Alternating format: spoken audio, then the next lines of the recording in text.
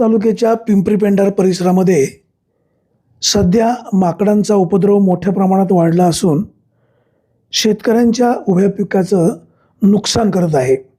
अशीच परिस्थिती जुन्नर तालुक्याच्या पूर्व भागातील नळावणे, शिंदेवाडी या परिसरामध्ये हरणांचा उपद्रव शेतकऱ्यांसाठी मोठा वाढला आहे। हरण, वानर यांच्यामुळे शेतकऱ्यांच्या पिकाचं नुकसान होत आहे। वन खात्याने या संदर्भामध्ये दखल घेणं गरजेचं आहे।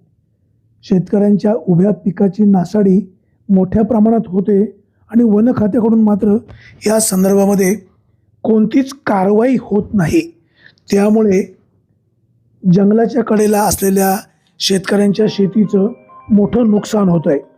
या संदर्भामध्ये वन खातं योग्य वेळी योग्य दखल घेईल आणि शेतकऱ्यांना सहकार्य करेल अशीच अपेक्षा। ब्युरो रिपोर्ट, विघर टाइम्स, पिंपरी-पेंढार।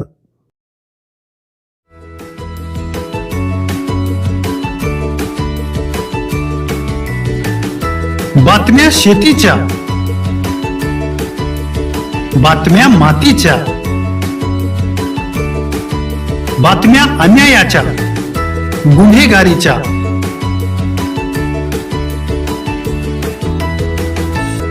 राजकारणाच्या आणि समाजकारणाच्या,